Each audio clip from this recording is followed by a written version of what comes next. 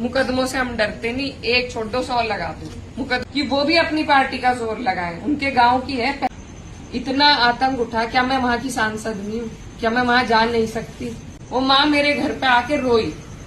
मेरे पिताजी ने जो मुझे सीख दी, तो मेरे जन्म पे फिर लानत है।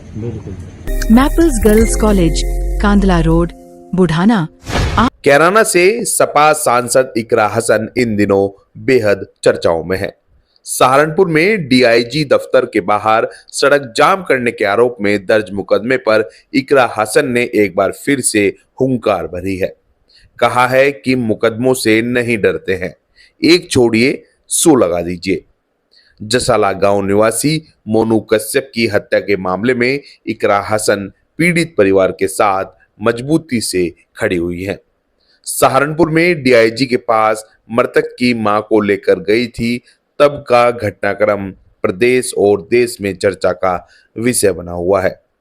हाल ही में सांसद इकरा हसन शामली जिले के गांव भाजू में कश्यप समाज के बीच पहुंची थी।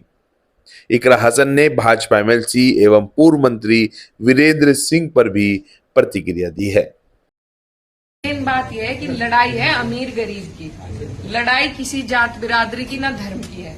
अमीरों की हर जगह सुनवाई है, हर जगह से बच के आ जाएगा अमीर, लेकिन गरीब अगर जायज भी अपनी मांग रखेगा तो उसे धमका के बाहर निकाल दिया जाएगा। असल लड़ाई ये है और इसमें मैं आपके साथ हूँ। और वोट आप मुझे चाहे दो या ना दो, मैं आपकी बेटी हूँ, आपकी बहन हूँ। आपने मुझे यहाँ बुला के मुझे बहुत आशीर्वाद दिया, सम्मान दिया, मैं दिल से कभी नहीं भूल पाने की। मेरी हिम्मत हौसला अफजाई करी। और मुकदमों से हम डरते नहीं, एक छोड़ दो 100 लगा दो, मुकदमों से नहीं डरते। लेकिन उन माता जी को मैं दावे के साथ कह रही हूँ, और मैं मंत्री जी को भी कहना चाह रही कि वो भी अपनी पार्टी का जोर लगाएं, उनके गांव की है, पहला फर्ज उनका बैठता है। और मैं अपनी तरफ से लगाऊंगी और फिर देखेंगे अधिकारी कैसे इंसाफ न करें। अगर मैं अपनी जगह सही है तो उस माँ के साथ अन्याय हो ही नहीं सकता, और अगर नहीं है तो अन्याय होके रहे। तो बस इतनी सी बात है।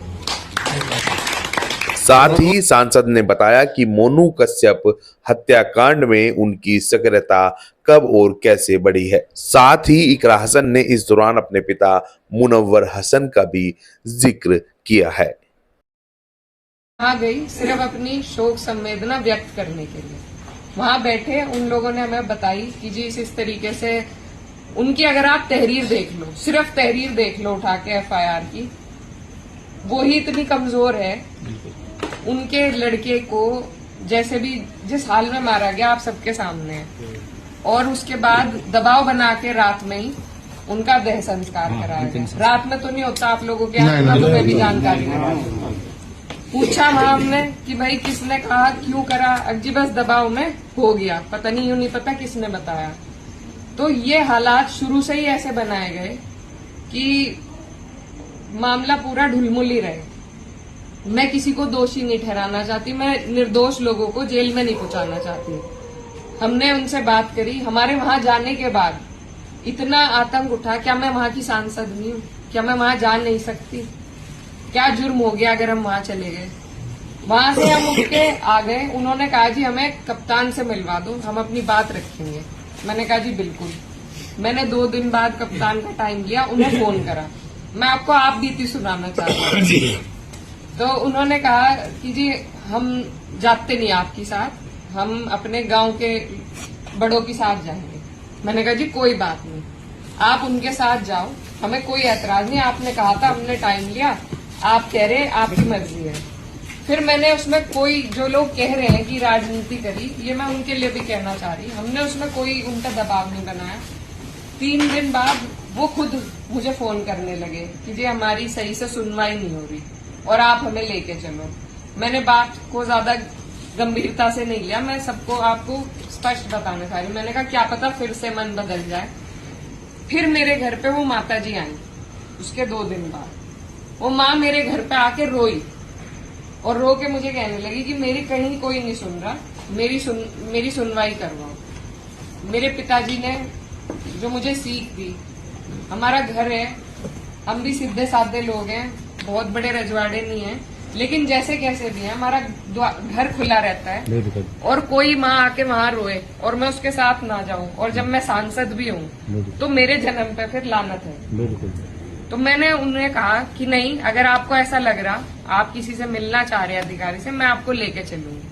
मैंने उनके लिए टाइम दिया। इसमें मेरा कहाँ गुनाह है या कौन सा बिरादरीवाद मैंने कर दिया या कौन से धर्म को मैंने धर्म से अलग कर दिया, ये मैं आपसे जानना चाहती हूँ।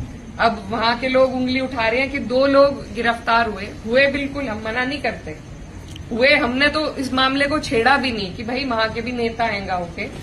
अगर मुझे छेड़ना होता मैं चाहे पहले ही छेड़ती, लेकिन हमने उन्हें पूरी तसल्ली कि आप मदद करो, आप सत्ता में भी हो, आप जैसे चाहे वैसे मदद करो। जब वो लोग संतुष्ट नहीं हुए, जिनका मरा है वो मेरे पास आए, तो मेरा फर्ज था कि मैं जाऊं। 2 लोग गिरफ्तार हुए, लेकिन बार बार चर्चा ये है और माता जी जो है उनको ये लगता है कि वो बचा लिए जाएंगे। किसी का जब मर जाता है उसका दुख वही माँ समझ सकती है और हम में से कोई नहीं समझ सकता। हम डीआईजी के पास गए, हम 4-5 जने थे। हम किसी इरादे से नहीं गए थे कि हम उन पे धावा बोल लेंगे या मैं कुछ अपनी नेतागिरी चमकाऊंगी या कुछ। हम 5 जने थे माता जी समेत। हम गए ये बात रखने ताकि वो हमें आगे से आश्वासन दे दें कि हाँ भाई मैं निष्पक्ष जांच कराऊंगा। जब अधिकारी के मुंह से इतनी भी बात नहीं निकली और जो बुजुर्ग महिला अपनी बात रख रही थी माँ, तो उसे धमका के उनसे बात करी गई। वो रोती हुई वहां से बाहर निकली और मेरे साथ वो गई थी। तो वो उनका अपमान नहीं था, वो मेरा अपमान था और मैंने उसे ऐसा ही समझा। हम वहां से बाहर आए और फिर बाकी चीजें आपने देखी, फिर हंगामा हुआ। आप ये बताइए ऐसा कौन सी सरकार में हो, हम कोई किसी का नाम निकलवाने तो गए नहीं थे कि भाई ये हमारा आदमी, इसका इस केस में से नाम निकलवा दो। एक माँ जिसका बच्चा मर गया, उसकी सिर्फ इतनी बात कहने की निष्पक्ष जांच होनी चाहिए, वो तक भी उन्हें मंजूर नहीं हुई। अधिकारी ने एक बार नहीं कहा, उल्टा जो फरियादी गए थे उन्हीं पे मुकदमा लगा के उन्हें जेल भेज दिया।